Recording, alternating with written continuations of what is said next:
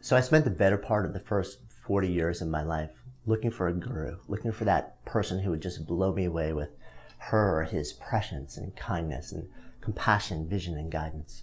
The one who would give me the answers, who would tell me what to do to get to that place where I finally felt like I had made it.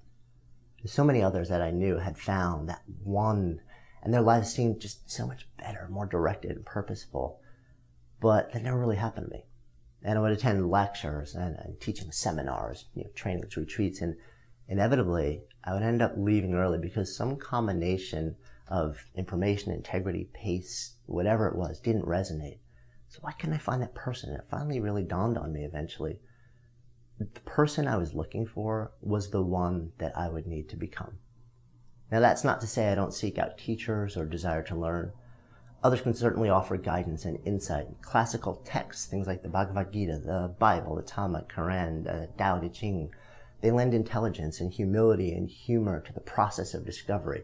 And I am and will always be an eternal student. But I'm not driven by the quest to find and place upon a pedestal any single teacher who will make everything okay, who'll show me the light or bless my decisions and actions and diminish my uncertainty. Because in the end, no one else can stand in my shoes.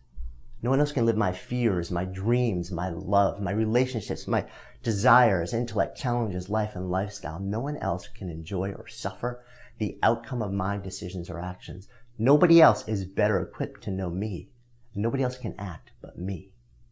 So upon these realizations, I really began to accept responsibility, not only for my life to date, but for the process of making it come alive from that point forward.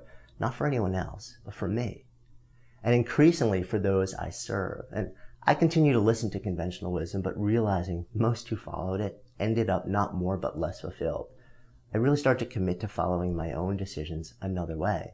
And I adopted a standard that kind of guides nearly every decision in business that I make.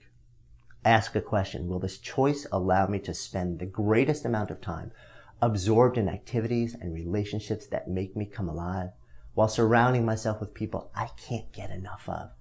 And I also realize that much of what makes not only me, but most people come alive comes from a place of service and impact. So when I started making decisions from that place, the world seemed to increasingly become my partner in the career and adventure of a lifetime. Now, does that mean everything started to come easily? No. Creating your life and livelihood that blends meaning and joy and prosperity, it's a gargantuan challenge, but it's not about whether it's hard or easy. It's about whether it's worth the effort. And the answer is, yeah, it is. I can't tell you where or how this journey is going to end for me or for you. And frankly, taking full responsibility for the state of my life and happiness still scares the hell out of me on a pretty regular basis. That's the nature of working the edge of convention and owning up to the inevitability of uncertainty.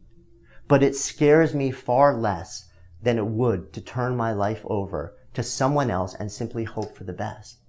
So I've increasingly better defined goals, core qualities that are important to build around and experiences. And I want to bring to my and my family's life these things. But I've also discovered the wonder that presents itself seemingly spontaneously when you consistently act in alignment with your authentic self, then open to relationships and opportunities you never saw coming. This much I know. So I cannot conduct the balance of my life in a vacuum of inevitable regret. I cannot imagine the sorrow of leaving this earth one day filled with visions of a life I dreamed of living but never had the will to live. And I cannot rest with the notion that in my actions or inaction, I may have taught my daughter to do the same.